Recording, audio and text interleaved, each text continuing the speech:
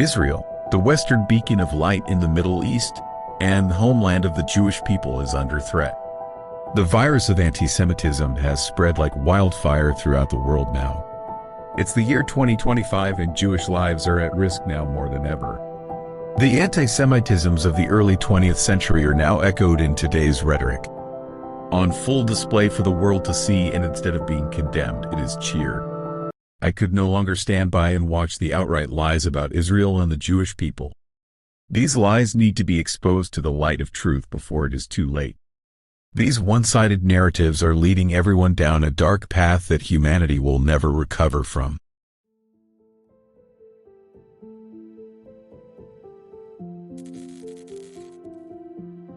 Israel is once again under the microscope, with a kind of scrutiny that is unmatched to any other country in the modern world. A new Gaza flotilla is on its way. Does Israel have the legal right to intercept it? Activists for Gaza claim Israel's blockade is illegal and Israel must not block its aid boats. But that's precisely what Israel intends to do, arguing that international law gives it full rights to do so. It seems we must explain to those that do not understand how complicated war is, what blockades actually are, and international law in war times once it is declared. Keep in mind, this is not the first flotilla to try to break Israel's blockade, yet the outcry can be heard around the world. Ask yourself why this is. Ask yourself why now.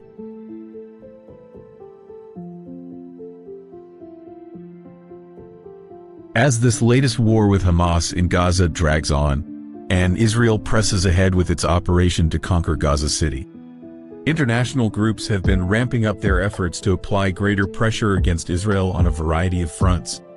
One such effort is the Global Sumud Flotilla, in which some 35 small boats of different types with around 350 activists are sailing across the Mediterranean, intending to deliver aid directly to Gaza. The flotilla, which the organizers say includes delegations from 45 different countries, was intercepted by the Israeli military. The flotilla sought to break Israel's naval blockade of Gaza and unload aid in the war-torn territory to help the civilian population, while also drawing attention to what it claims is genocide being committed by Israel against the Palestinians in Gaza.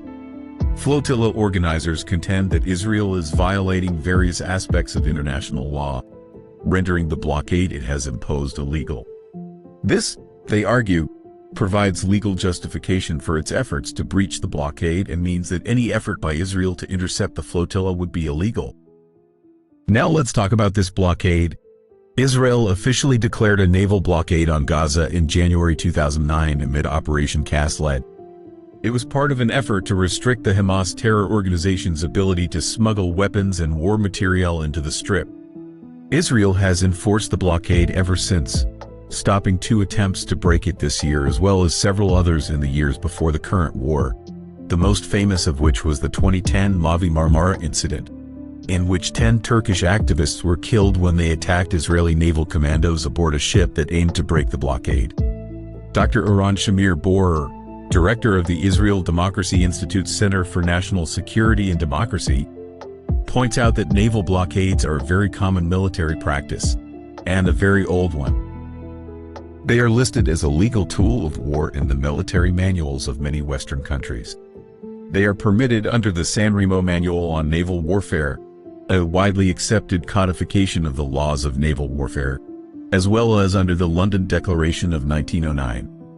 There are criteria for the lawful imposition and maintenance of blockades as set out in the San Remo Manual, but Shamir Borer, a former head of the International Law Department of the IDF's Military Advocate General's Corps, asserted that Israel has met those conditions. One key clause is that blockades cannot be imposed with the sole purpose of starving the civilian population. If the blockaded territory has insufficient food, then the party imposing the blockade must enable the free passage of food and essential supplies. Israel argues, however, that its facilitation of the passage of aid into Gaza during the current war through land crossings undermines this claim that it is deliberately trying to starve Gazans. This humanitarian crisis is a function of the realities of a military conflict, Hamas's diversion of large amounts of aid, and many other problems. Here there are people walking past trucks loaded with aid for Gaza waiting on the Egyptian side of the Strip's Rafah crossing on August 18, 2025. Israel has a humanitarian corridor on the ground to deliver aid by the tons in truckloads. This flotilla is another attempt to create public outrage, when Israel is acting as every other nation in history has with regards to establishing a blockade by the terms of international law. Now let's take a look at the global Sumud flotilla. According to a report by Reuters, the global Sumud flotilla is currently transporting around 250 tons of aid that it seeks to unload in Gaza to help alleviate the humanitarian situation there. The flotilla is also an exercise in political messaging, with the organizers stating that these boats don't just carry aid, they carry a message: the siege must end. The organizers say that their efforts come against what they claim is a policy to deliberately starve Gazan civilians, and that this alleged policy violates explicit prohibitions in the Geneva Conventions as well as broader bans on the use of collective punishment. This, they argue, makes the blockade illegal and justifies their efforts to try and breach it. But the amount of aid being brought by the flotilla represents a tiny fraction of the amount of aid currently being delivered through Israel's border crossings with Gaza every week. In the last week alone, from September 14th to September 19th, a total of 736 humanitarian aid trucks entered Gaza bearing 14,125 tons of aid, 86% of which was food. And Israel's COGAT, the agency that coordinates the delivery of humanitarian aid into and around Gaza, stated that it facilitated the collection and delivery of some 1,700 trucks worth of aid inside Gaza last week. Although Israel did prohibit the entry of aid into Gaza for 10 weeks between March 2nd and May 18th this year, that ban is no longer in effect. The ban was also preceded by the delivery of some 448,000 tons of aid in the ceasefire period from January 19th to March 2nd, which experts have said could have sufficed the civilian population's needs for as much as 6 months.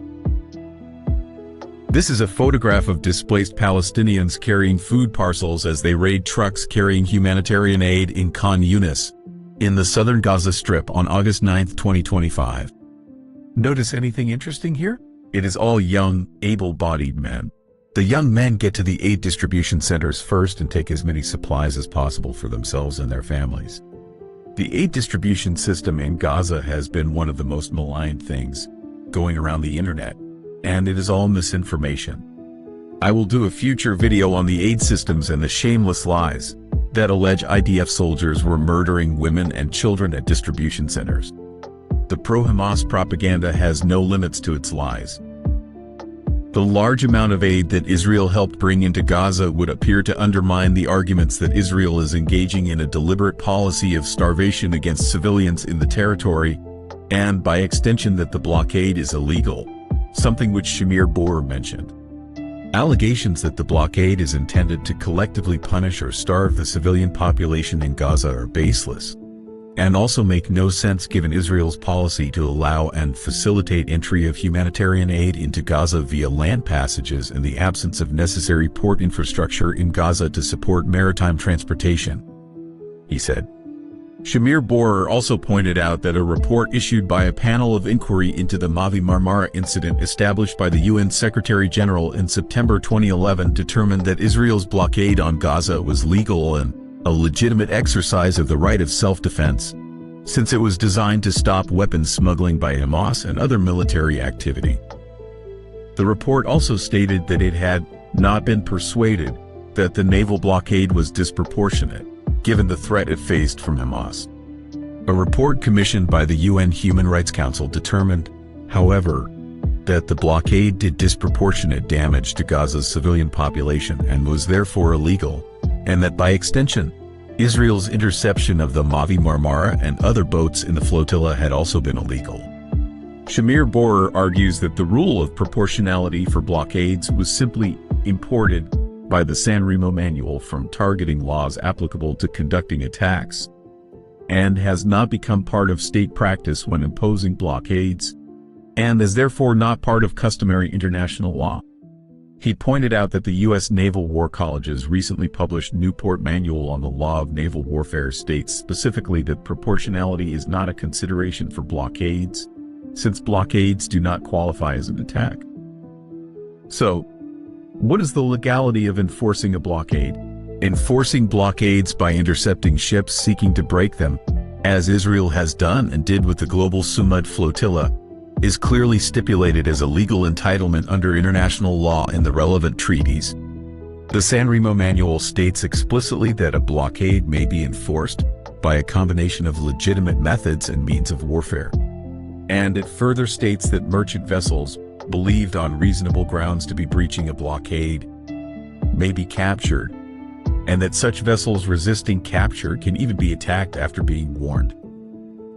Since it is the explicit aim of the global Sumud flotilla to breach Israel's naval blockade, it would appear that Israel is within its rights to intercept it.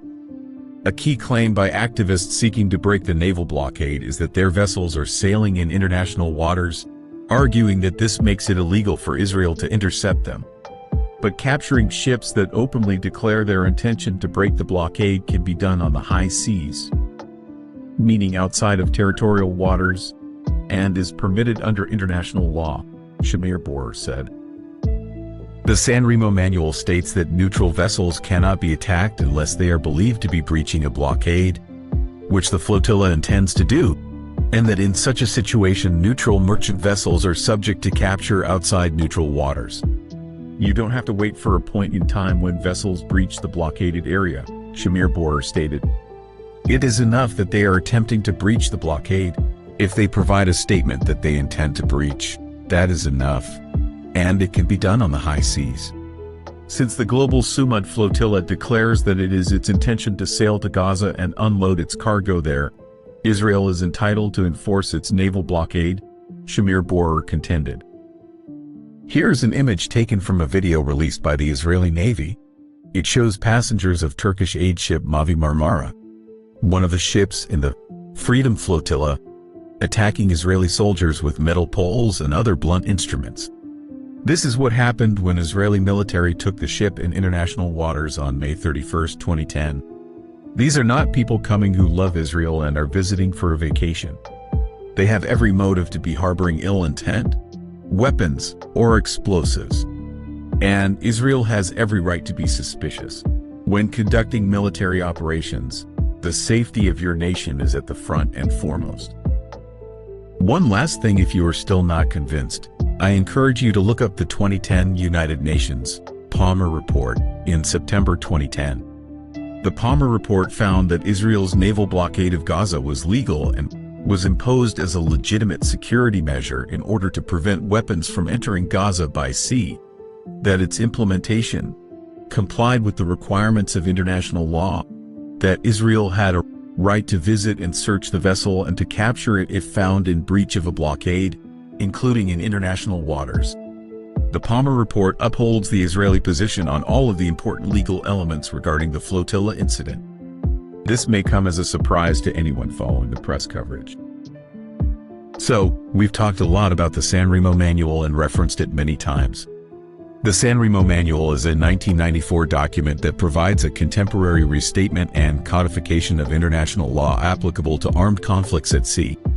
It was drafted by international legal and naval experts.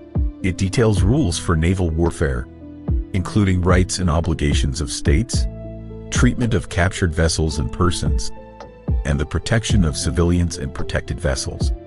Although activists and freedom fighters amongst the empathetic masses decry Israel for breaking international law, they haven't a clue how wrong they are, and they don't really care, do they?